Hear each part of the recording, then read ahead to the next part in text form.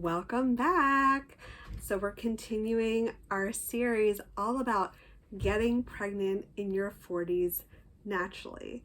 And again, my name is Dr. Ivy Branin. If this is the first time you're checking us out, I'm based in New York City, though I also work with patients virtually. And of course, if this is either your first time watching us or maybe your 20th time, don't hesitate or don't forget to subscribe to our YouTube channel, because I hate for you to miss any of the exciting content, specifically with this series. I'm really just so excited doing it.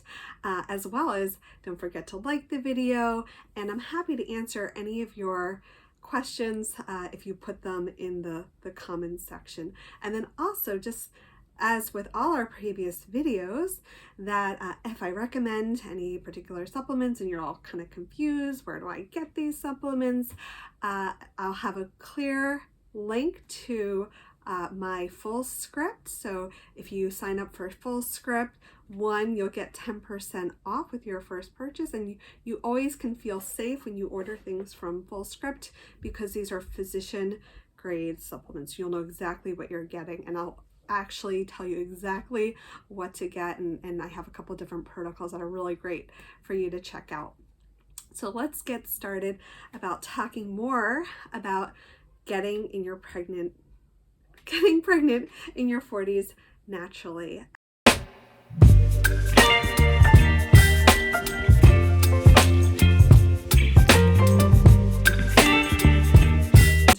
The reason I'm so excited about this topic, besides the fact that I have helped other women through this journey, I'm myself in that journey. I'm 43 years old, and I'm happy to say that I am in my 34th week of pregnancy. I'm really grateful to, one, it took me a little bit longer than what I would have liked. It just took me longer to find the right person to start this journey with, and I'm just so happy that I was able to be where I am now, and it was definitely worth waiting for. So let's just start off with, what are the chances of getting pregnant in your 40s? So when we're thinking about like chances, what we're really thinking about is, what is the chance of getting pregnant per menstrual cycle? So a woman in her 40s has a 5% chance of getting pregnant with each menstrual cycle. And as I've mentioned in previous videos, that's why it's so important to, one, get you ovulating, and I have a couple different videos and blogs on that, and also predicting ovulation and ovulating regularly. So that's a woman in her 40s, and just like to kind of compare that, a woman in her 20s, for example, has about a 25% chance of getting pregnant with each menstrual cycle. Of course, the other big factor too is timing of intercourse. So there's all these like other variables, but this is like kind of like have everything standardized: 5% when you're in your 40s and 25% in your 20s. Now, the other part of that, okay, so that's just getting pregnant. Now, what about maintaining your pregnancy? That's like the bigger issue. So not only does the percentage or the likelihood decrease, but at the same time, the risk of miscarriage unfortunately increases. So a typical woman in her 40s has about a 40% chance of losing that pregnancy via miscarriage, in comparison with 15% for a woman who is in her 20s. So with all things kind of being equal between, younger females or younger uterus havers to older, so if we know that like timing of intercourse is perfect, the woman they're regularly ovulating. We've also already factored in for male factor infertility, and of course, if you want to brush up on that, the previous video I talked all about male infertility. It comes down to, the big differentiator is egg quality. And so that is where we really want to focus most of our time and attention with women in their 40s. Again, taking account and all these other just general factors that impact female fertility in general, we really want to focus most of our attention on egg quality. So what does that look like? So what are some of the things that a person in their 40s can do to increase their chances of getting pregnant? So the first one on the list, you're not going to like it, I'm sorry to say, stopping drinking alcohol. So if you're a 1-2 glass of wine a night type of person, it might be very much worth it for you to ideally eliminate, or at least perhaps just sticking to 1 or 2 drinks per week, and that can have a major impact on fertility. And again, a lot of these recommendations just need to be doing them for about, ideally I'd say really 6 months, but I'll give you some leeway, 3 to 4 months prior to starting to get pregnant. So that's eliminate alcohol. The second on my list would be really eliminating plastics. And particularly when we're talking about plastics, we're talking about the plastics that come in contact with our foods and beverages. So if you're a plastic water bottle drinker, like you just buy cases and cases of Evian or Poland Spring, so it's really time to like kick that habit. If you're somebody who gets a lot of takeout, you want to start becoming a little bit more choosy in the places that you go, specifically the kinds of containers that you're using. If you have a lot of Tupperware and that's what you store most of your leftovers in, or you bring it to the office and you put it through the microwave, it really is a time to curb that habit. Specifically, the biggest offenders when it comes to food container, plastic and food, is if the food is hot, even if it was previously hot, oily or acidic, that's going to really just leach some more of these contaminants that can majorly impact fertility. The other kind of like in that kind of a list besides the plastics, I put a lot of emphasis on the plastics because I feel many of us are not that aware of what they can be doing to our body. Would be other things like phthalates, dioxin, BPA, and of course, oh my goodness, my brain is just like parabens, there we go. And so a lot of these can be found in some of our personal care products. Dioxin is found in bleach. So really being more mindful and choosy of our personal care products, our cleaning products, basically our products of every day, and really switching to all natural and chemical free, at least I would say definitely for this like 3 to 4 months prior, but also even during pregnancy, because might as well optimize pregnancy as well. So that's sort of some things to eliminate. So what are some things to add? So definitely a high quality multivitamin, and again, this is kind of just standard across the board, one that has methylated B vitamins, specifically folate. And because, as I have mentioned in previous videos, if you're supplementing with folate and you're already pregnant, I'm sorry to say, but it's a little bit too late. So really want to be doing that beforehand. Also want to make sure that we're getting enough iodine, zinc, selenium, and vitamin D. Then also investing in a good omega-3 fish oil or vegan substitute. There's a lot of really good vegan brands right now on the market. Deva is one of my favorite ones to prescribe for patients that don't want to use animal products. But whatever fish oil you choose, besides it being a good quality, obviously tested for things like mercury and PCBs, making sure that it has at least like 600 to 800 milligrams of DHA. So now I'm going to focus a little bit more on supplements very much specific to egg quality. And if you saw my previous video, a couple videos ago, all on egg quality, we know what egg quality is: basically the egg's potential, not just to be fertilized, but to develop an embryo that leads to a baby. And it kind of basically all goes down to DNA, and mitochondrial function. So these are nutrients that are very specific for mitochondrial function and strong antioxidants. So the first definitely on the list is ubiquinol. So ubiquinol is the most bioavailable form of CoQ10.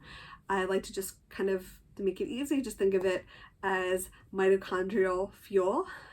And for most women in their 40s, we're looking at dosages between 400 and 600 milligrams per day. It is a little bit on the costly side, but definitely ubiquinol is the way to go. The next would be resveratrol. Typically, I'll usually dose it around 500. The one that I really like is from Vital Nutrients, and resveratrol is a very strong antioxidant derived from things like grapes. Then lastly, kind of on my supplement list, particularly for egg quality, it's a product by Biospect Nutritionals. It's their Mito Detox 3, and why I like it, it basically combines some of the strongest heavy hitters when it comes to egg quality all in one. So it has N-acetylcysteine, which is a really strong antioxidant. I often also use it for liver support. It's one of my favorite go-tos for PCOS and polycystic ovarian syndrome. It also has R-alpha lipoic acid, great antioxidant. Because it has the R-alpha lipoic acid, and we really want to make sure that you get the most benefit from this product, I recommend actually taking it away from food, because taking it with food could impact the R-alpha lipoic acid. Of course, if you get a little bit nauseous, you can have a little bit of fruit or fruit juices, but I definitely recommend taking it on empty stomach. Acetyl L-carnitine, which if you look back in the previous video on sperm health, we know that it's great for sperm. Well, guess what? Sperm, eggs, they're all cells, they all have mitochondria, and they all could benefit from carnitine, or also the other form, acetyl L-carnitine. And then lastly, what kind of separates this supplement apart, and of course, you could take the components of the supplement, you don't have to buy this one in particular. It also has nicotinamide adenine dinucleotide. So what is that? That's NADH, and so that is one of the strongest factors in mitochondrial function. And actually, there's been some really interesting studies on PubMed actually showing supplementation with that specific nutrient and improving overall ovarian reserve and egg quality.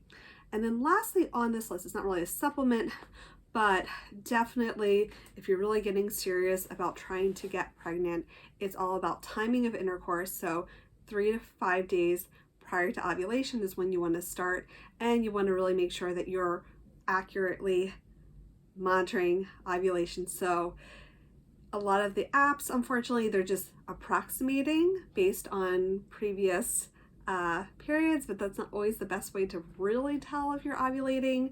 So some good ways to do that would either be the fertility awareness method, looking at cervical mucus, and I have a whole blog on natural birth control, but you can also use it to get pregnant as well on my website, as well as a whole video on vaginal discharge that can go look at that.